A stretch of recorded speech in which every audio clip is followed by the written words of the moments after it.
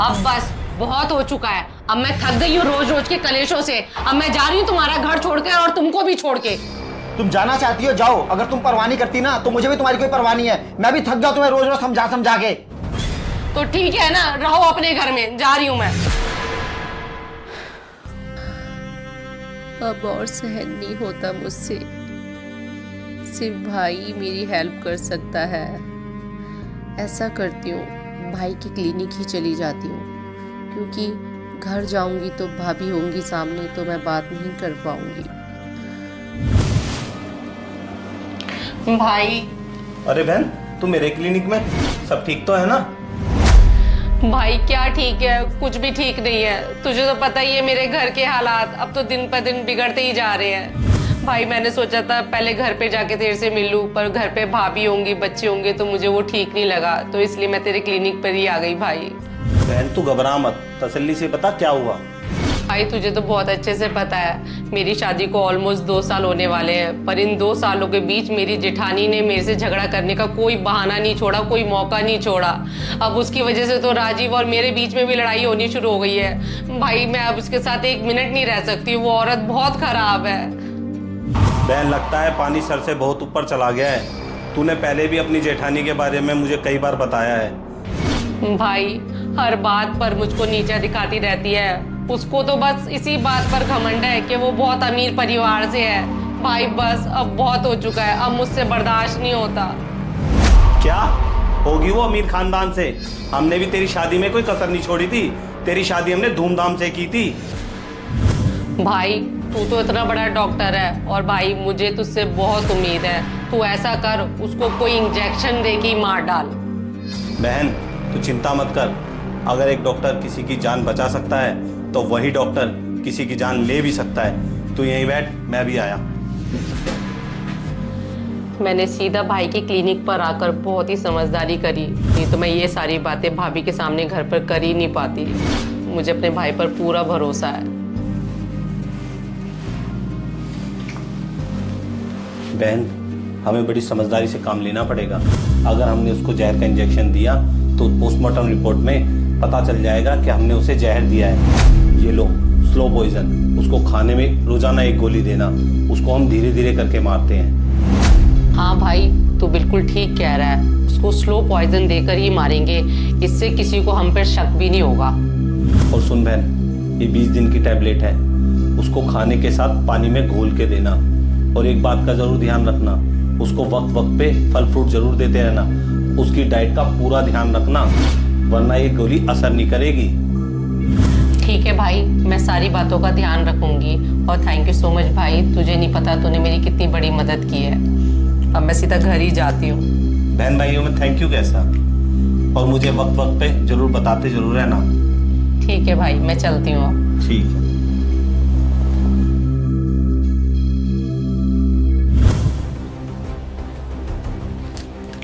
भाई ने मुझे बोला था खाने के समय पानी में मिला के देनी है दवाई, पर मैंने आज तक इस चुड़ैल को अपने हाथ से पानी तक नहीं दिया।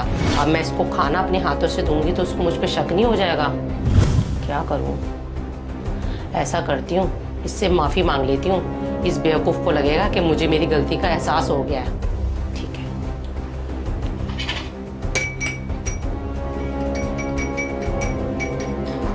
बैठिए डायन।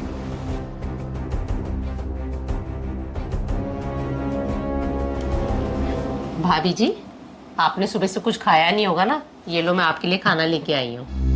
क्या बात है, आज सूरज पश्चिम से कैसे उग गया? तू तो मुझे पानी के लिए पूछती भी नहीं है और आज महारानी खाना लेके आ गई। कोई वशीकरण का चूरन वूरन तो नहीं मिलाया? तेरी माँ जाती है ना वो पहाड़ी वाले बाबा के पास। भाभी जी आप मेरे को हमेशा गलत ही समझते आए हो, ऐसी कोई बात नहीं है। और भाभी जी मुझे माफ़ कर देना, मैंने हमेशा आपको भला बुरा कहा है और कभी भी आपको जेठानी का दर्जा नहीं दिया। हो सके तो भाभी मेरे को देवरानी समझ के, छोटी बहन समझ के माफ़ कर देना। चल चल ठीक है, रख जा, खा लेती हूँ, चल जा। ठीक है भाभी जी।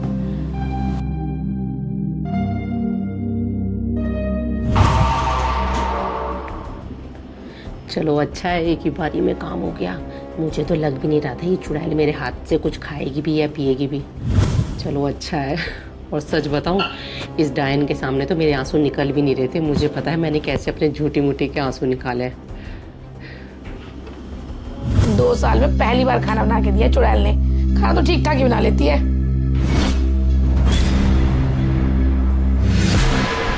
आज दवाई देते देते पूरे 5 दिन हो गए हैं। भाई ने बोला था इस डायन को बीच बीच में फ्रूट्स वगैरह देती रहना, तभी ये दवाई बहुत अच्छे से असर करेगी। ऐसा करती हूँ, मैंगो काट के दे देती हूँ उसको। बैठी है मोटी भैंस फोन लेकर, काम छोटी कहीं की।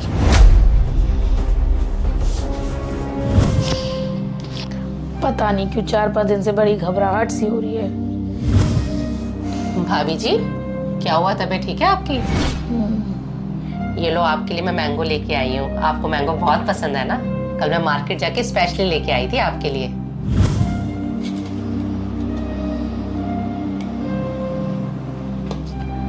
भाभी जी, आम मीठे तो है ना? हाँ हाँ, मीठे तो है। 4-5 दिन से कितनी सेवा कर रही है मेरी ये। अब तो मुझसे बहस भी नहीं करती, मैं ही इसे नीचा दिखाती रहती हूँ। डॉली। हाँ जी भाभी जी। डॉली, मैं एक बात कहना चाहती हूँ। हाँ जी बोलो। देवरानी जेठानी का जो रिश्ता होता है ना, वो 2 बहनों के जैसा रिश्ता होता है, पर हम एक दूसरे को नीचा दिखाने के चक्कर में इस रिश्ते को खराब करते जा रहे हैं। आप बिल्कुल ठीक कह रहे हो भाभी जी। एक लड़की की शादी होती है, उसको ससुराल में सास के रूप में एक माँ मिल जाती है और जेठानी के रूप में एक बड़ी बहन मिल जाती है।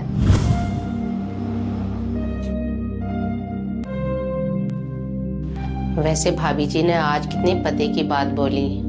वाकई देवरानी जेठानी का रिश्ता 2 बहनों के रिश्ते की तरह ही होता है। मैं कितना गलत थी। क्या यार, मैं कितना गलत थी। हमेशा ही डॉली को नीचा दिखाती रहती हूँ। सही कहते हैं लोग, इंसान गलत नहीं होता, हमारी सोच ही उसे गलत बना देती है। मैं उसके लिए हमेशा ही जलन रखती हूँ ना, तभी तो वो मुझसे अच्छे से बात नहीं करती। वाइफ्स ना हमेशा ही काम करती हैं। कोई बात नहीं, मैं ना अब से उसके लिए अच्छी सोच रखूंगी। दीदी को घबराहट होनी शुरू हो गई है।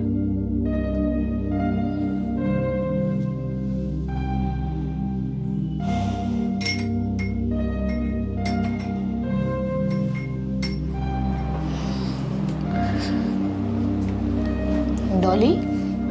जी भाभी जी। क्या कर रहे थे? बस वैसे ही बैठी थी भाभी जी। ये लो मम्मी जी की आखिरी निशानी, मम्मी जी के कान के झुमके। अब मैं तुम्हें देना चाहती हूँ। भाभी जी मुझे? पर ये तो मम्मी जी ने आपको दिए थे, आप मुझे क्यों देना चाहते हैं? डॉली, पता नहीं क्यों 10-12 दिन से मेरी तबीयत बहुत ख़राब होती जा रही है। मुझे बहुत घबराहट होती रहती है और बहुत ही नींद आती रहती है।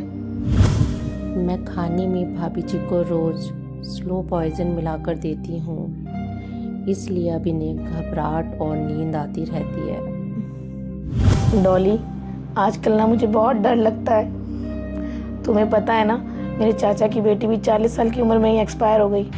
उसे भी बड़ी घबराहट होती रहती थी और उसका मोटापा भी बढ़ता जा रहा था। तुम तो देख ही रही हो, मेरा पे भी मोटापा बढ़ता जा रहा है और मुझे घबराहट होती रहती है, नींद आती रहती है। पता नहीं मुझे भी कुछ हो तो नहीं जाएगा, और अगर ऐसा हो गया तो मेरे बच्चों को कौन देखेगा?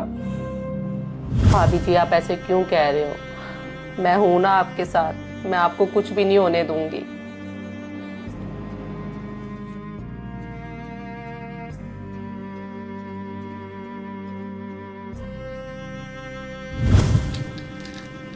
आज पूरे 12 दिन हो गए हैं भाभी जी को ये दवाई देते देते। अब तो इस दवाई का असर भी होना शुरू हो गया है। मैं इतनी निर्दयी कैसे हो सकती हूँ? माना भाभी जी से मेरी कभी बनी नहीं है, पर इसका मतलब ये नहीं कि मैं उन मासूम बच्चों से उनकी माँ को छीन लूँ। भगवान ना करे भाभी जी को कुछ हो जाए तो मैं उन बच्चों को क्या मुंह दिखाऊंगी? मैं इतनी निर्दयी कैसे हो सकती हूँ? मुझे ये दवाई रोकनी होगी और भाई से बात करनी होगी।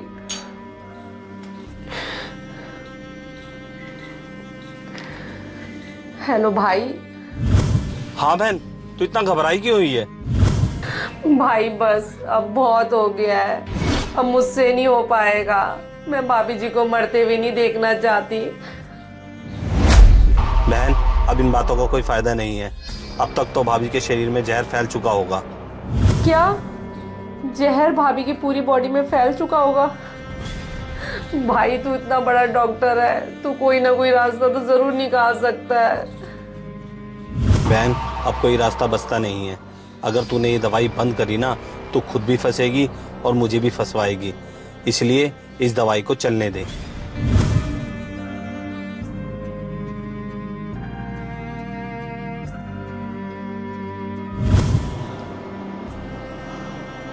फिर से चक्कर आने शुरू हो गए। डॉली, डॉली, भाभी जी आप ठीक तो? पता ये लो नहीं पहले घबराहट पानी हो पियो। गई डॉली। ये लो आप पहले पानी पियो। उठो उठो, ये लो। आप ठीक तो हो ना भाभी जी? पता नहीं,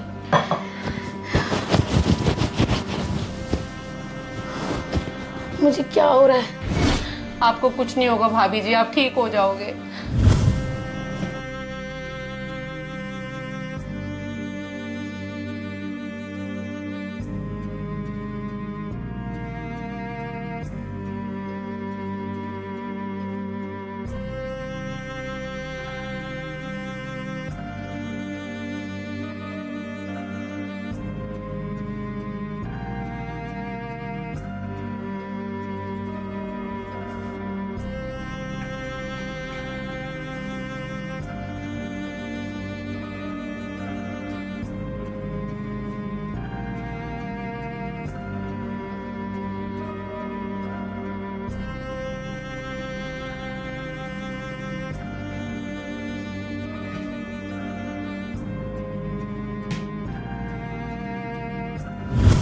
ये लो भाभी जी। डॉली बस कर, मुझसे नहीं खाया जाएगा। चलो कोई बात नहीं। डॉली, आज 15-16 दिन हो गए, मेरी तबीयत दिन पे दिन खराब होती जा रही है और मुझे ऐसा लगता है कि अब मैं बचूंगी नहीं। आप ऐसे मत बोलो भाभी जी, आपको कुछ नहीं होगा, मैं आपके साथ हूँ ना। मुझे झूठी तसल्ली मत दो, मुझे पता है मैं नहीं बचूंगी। और मुझ पे ना एक एहसान करना, अगर मुझे कुछ हो जाए तो मेरे बच्चों को उनकी माँ की कमी महसूस मत होने देना। भाभी जी आप ऐसे मत बोलो, आपको कुछ नहीं होगा भाभी जी, आप आराम करो।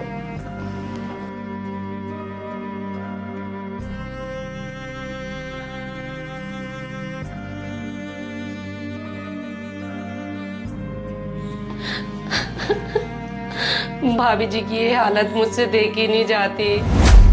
अगर भाभी जी को कुछ हो गया तो मैं अपना आप को कभी माफ नहीं कर पाऊंगी। भाई को फोन करती हूँ, जरूर कोई ना कोई रास्ता जरूर निकालेगा। हेलो भाई। हाँ बहन, क्या हुआ? सब ठीक तो है ना? भाई कुछ भी ठीक नहीं है, भाभी की हालत दिन पे दिन बहुत खराब होते जा रही है और मैं उनको ऐसे मरते हुए नहीं देख सकती हूँ। हाँ, अब तो बस जहर पूरी तरीके से तेरी जेठानी के शरीर में फैल चुका है। अब तो मैं भी कुछ नहीं कर सकता। ठीक है भाई, तू अब कुछ कर नहीं सकता है ना, तो तू एक काम तो कर सकता है ना। तू ऐसा कर, अपनी बहन को भी जहर दे के मार दे। हाँ बहन, वैसे तो रिश्तों में नोकझोंक चलती रहती है। मुझे लगता है तुझे अपनी गलती का एहसास हो गया है। हाँ भाई, मुझे अपनी गलती का एहसास हो गया है और भाई मैं नहीं चाहती कि मेरी वजह से एक पूरा परिवार उजड़ जाए। और तुझे तो बहुत अच्छे से पता है, भाभी के 2 छोटे छोटे से बच्चे हैं, वो मेरी वजह से अनाथ हो जाएंगे भाई। बहन, हमारी वजह से किसी के बच्चे अनाथ नहीं होंगे। मैंने तेरी जेठानी को कोई भी जहर नहीं दिया था। हमें कोई हक नहीं किसी की जान लेने का। क्या भाई, तू सच कह रहा है? हाँ बहन, मैं सच बोल रहा हूँ। वो तो एक मामूली सी दवाई है जिसे खाने से चक्कर और घबराहट होती है। तू ये दवाई अपनी जेठानी को देना बंद कर दे, सब ठीक हो जाएगा। क्या भाई, तू सच कह रहा है? तूने मुझे कोई पॉइजन नहीं दिया था? थैंक यू भाई, मेरी आंखें खोलने के लिए। तेरा ये एहसान मैं पूरी जिंदगी भर नहीं भूलूंगी। एहसान की कोई बात नहीं है बहन। मैंने ये सब तुझे सही रास्ते पे लाने के लिए किया था।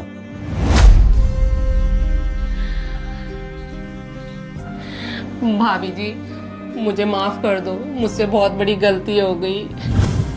तू क्यों माफी मांग रही है? माफी तो मुझे मांगनी चाहिए, मैंने तुझे हमेशा नीचा दिखाया है। नहीं भाभी जी, मैं आज आपसे वायदा करती हूँ कि मैं हमेशा आपकी छोटी बहन बन के ही रहूंगी।